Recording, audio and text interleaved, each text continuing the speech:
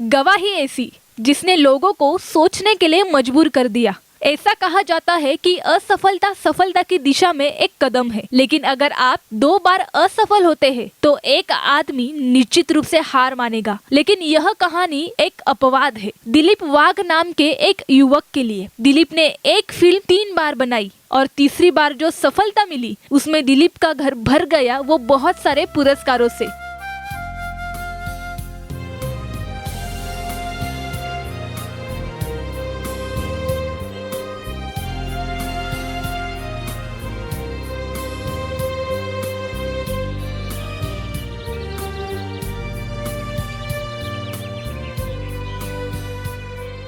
Australian missionary doctor Graham Staines का जो बलिदान हुआ वो विश्व शांति के लिए एक प्रेरणा है, और उन्हें मारने वालों को सिस्टर ग्लेडिस स्टेन्स ने जो माफ किया, यह दुनिया के लिए एक शांति की मिसाल कायम हुई है। दिलीप वाघ ने Australian missionary doctor Graham Staines के जीवन संघर्ष और बलिदान को लेकर एक फिल्म बनाई, वारपथ बियॉन्ड द लाइफ। हर व्यवहार को त्याग कर 3 साल देश विदेश में गांव-गांव जाकर फिल्म के माध्यम से करीबन 10 लाख लोगों को आज से 20 साल पहले ऑस्ट्रेलियन मिशनरी डॉक्टर स्टेन्स और उनके 2 छोटे मासूम बच्चे इनके साथ जो हुआ उससे अवगत कराया और शांति का संदेश भी दिया। अपनी उम्र के सिर्फ 22वें साल में ऑस्ट्रेलिया से भारत आकर कुष्ठ रोगियों की सेवा करने के संकल्प से उनकी माँ और चाचा नाराज हुए, पर ग्राहम अपने निश्चय पर अटल थे। ग्राहम की माँ और चाचा को ऐसा लगता था कि जिस देश में गरीबी और दरिद्रता की कोई सीमा नहीं, जिनका भविष्य अभी तक उभरा नहीं, वहाँ जाकर 22 साल का ग्राहम क्या करेगा, इसीलिए वे नाराज थे। उनकी नाराजगी को नजरअंदाज करके ऐशो आराम के जीवन का त्याग कर कर ग्राहम भारत के उड़ीसा में आ जाता है।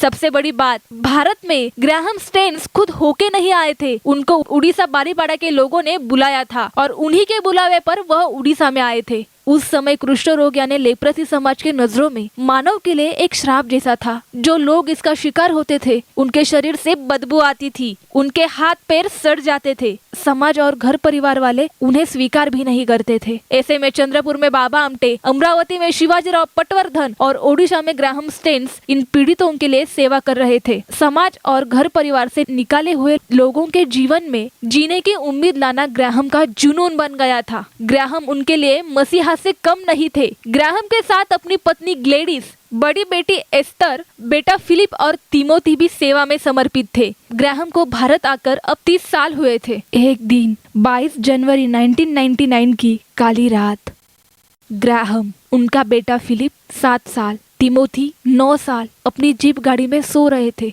रात के 12 बजे 50-60 लोग अचानक से आते हैं और साथ लाए डंडे, कुल्हाड़ी, भाले, त्रिशूल से उन पर हमला कर देते हैं। मारपीट करके उन तीनों को गाड़ी के अंदर जिंदा जला दिया गया।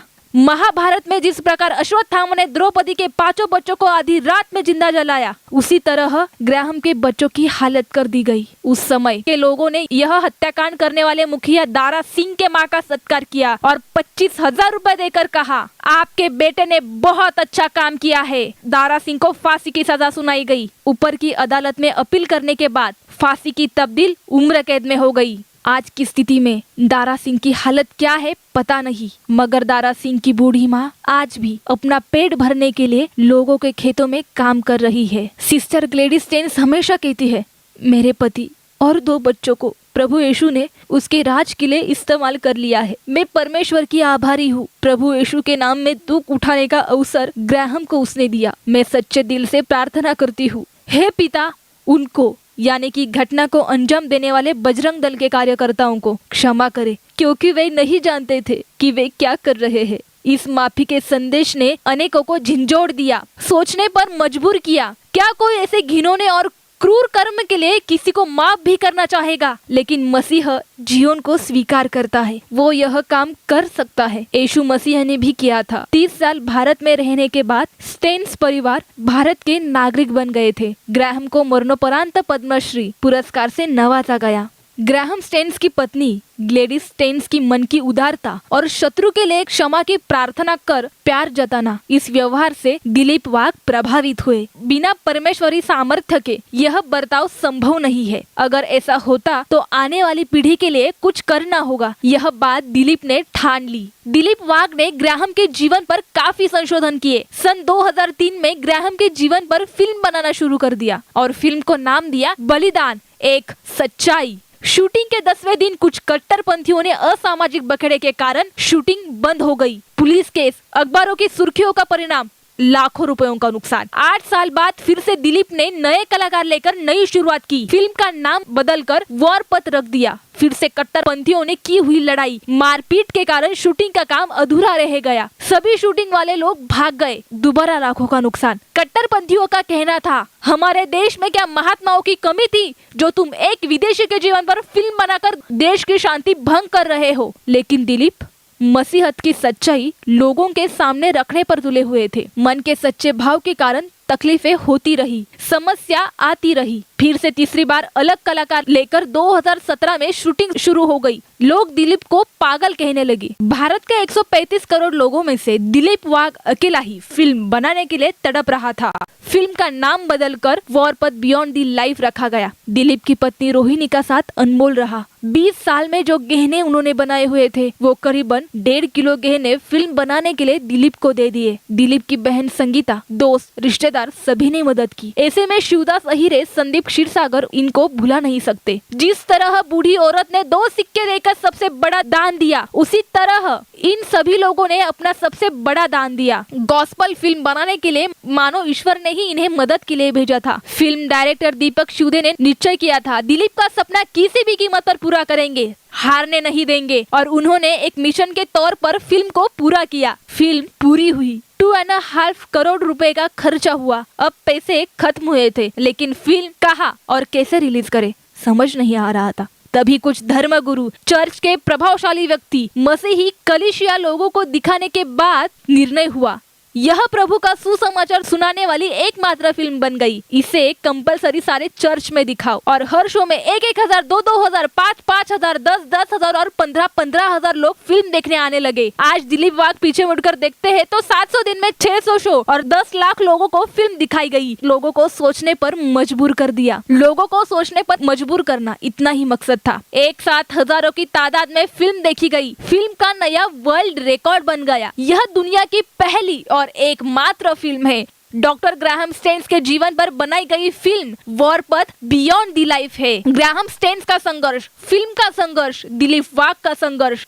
यह सफर जब दिलीप वाघ अपनी गवाही में बताते थे तो लोग सोचने के लिए मजबूर हो जाते थे, हम लोग क्यों जी रहे हैं, हमारा जीने का मकसद क्या है। एक हिंदू फैमिली से आया हुआ दिलीप वाघ प्रभु के राज के लिए कितना कर रहा है। हमें भी प्रभु ने प्रभु के राज के लिए इस्तेमाल करना चाहिए। दिलीप वाघ हमेशा कहते हैं, ग्राहम स्टेन्स और उनके 2 बच्चों को एक बार जिंदा जला के देख लिया, हमेशा के लिए लोगों के दिलो दिमाग में जिंदा है। जलाओ जितने लोगों को जलाना है, मारो जितने लोगों को मारना है, पर याद रखो तुम एक मारोगे तो यीशु के लिए 1000 मरने के लिए तैयार होंगे। यह बात सब लोगों को सोचनी चाहिए। वॉरपथ बियॉन्ड दी लाइफ, यह फिल्म भारत के साथ Dubai, Abu Dhabi, Sharjah, Oman, Singapore, Malaysia, Indonesia आदि देशों में प्रसारित हुई है। जो प्यार दुनिया भर के देशों ने दिया, उससे सारे कष्ट, दुख, दर्द भुला दिए। दिलीप वाघ की 16 साल की तपश्चर्या कोई तपस्वी से कम नहीं थी। यरूशलेम विश्वविद्यालय ने तो दिलीप की तड़प और तपस्या को देखकर डॉक्टरेट की उपाधि देकर उनको सम्मानित किया। फिल्म के निर्माता दिलीप वाघ और दिग्दर्शक दीपक शिवदे को Genius Book of World Record London और Wonder Book of World Record London, इन जागतिक संस्थाओं ने भी सम्मानित किया है और ये